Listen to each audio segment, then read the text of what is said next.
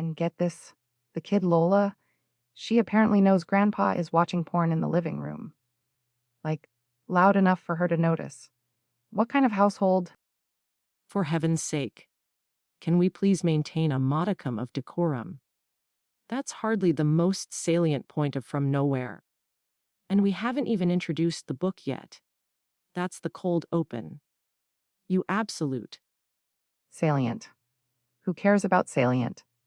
People care about Grandpa Joe getting his rocks off, while his traumatized granddaughter is trying to eat Cheerios.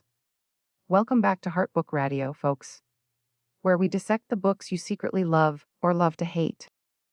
Today, against my better judgment, we're discussing From Nowhere by Jewel E. Anne, a book ostensibly about grief, trauma, and finding love again. Ostensibly? No. It's about a grown man, Ozzy, who's so emotionally constipated he can only ride a bicycle. 2 years after his wife died.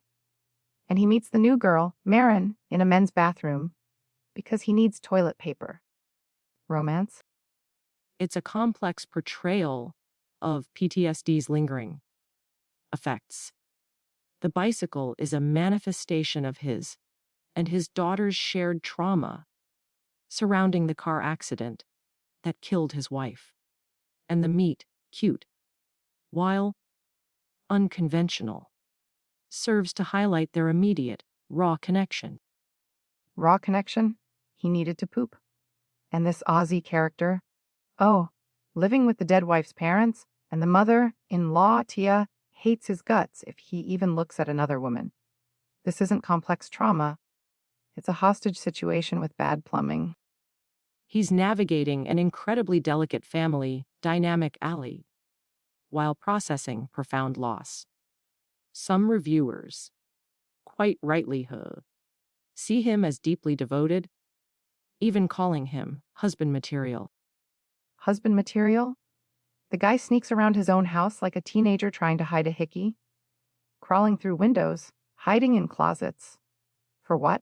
Some awkward fumbling. Because he's terrified of mommy dearest, in-law. One reviewer said, "You couldn't pay me to do that." And exactly. Plus, I heard a rumor unconfirmed, but juicy, that he tried to shoplift condoms and blamed it on his trauma.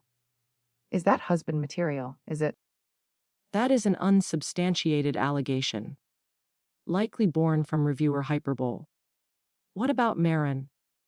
A strong, independent woman, a tanker pilot fighting wildfires, drawn to his vulnerability.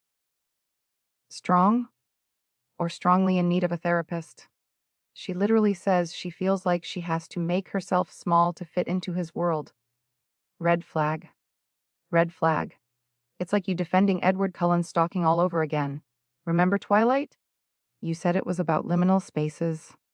I said he was a creepy... We are not revisiting Twilight. Maren exhibits patience and empathy, qualities you seem to find alien. And the daughter, Lola, her journey is heartbreaking. Heartbreaking, yeah, but also weird. She's got PTSD, fine. But she's also playing wingman for Dad, asking about his dates, and apparently has to mouth the word poop. And let's not forget Grandpa Joe's matinee specials. This kid's gonna need more than therapy. She's gonna need an exorcism to get this family out of her head. And Ozzy's own mother?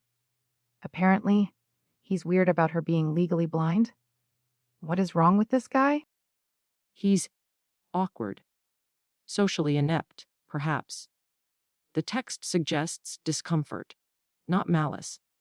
It's a nuanced portrayal, of flawed individuals. Nuanced. Please. Is this book even good? Or is it just a pile up of weirdness people are rubbernecking at? One reviewer nailed it. Ozzy's only interesting in the way that one cannot turn away from a train wreck. Yet, others found it profoundly moving. Bawled my eyes out. Sobbed through the ending. Best single dad romance ever. It clearly resonates on an emotional level, exploring the messy reality of healing. Messy reality or just messy? Like that bathroom meet cute, You think it's symbolic? I think it's gross. And the sneaking around? Pathetic. If Ozzy were a sandwich, what would he be? I refuse to engage in such a ridiculous hypothetical. This isn't. Too late. He'd be a soggy tuna melt, left out on a bicycle seat for 2 years, with a side of judgmental mother-in-law glare. Look, the book isn't perfect. Ozzy's behavior is frequently questionable. The secrecy trope is frustrating. And the peripheral characters are certainly eccentric. But there's a core story about overcoming fear. Lola eventually facing cars again. Ozzy opening his heart. Yeah. After Maren practically has to crash her plane to get him to act like a grown-up. Okay. Judgment time. Give us your highfalutin rating. Despite its eccentricities and occasionally baffling character choices, the narrative arc of healing. Oh, forget it.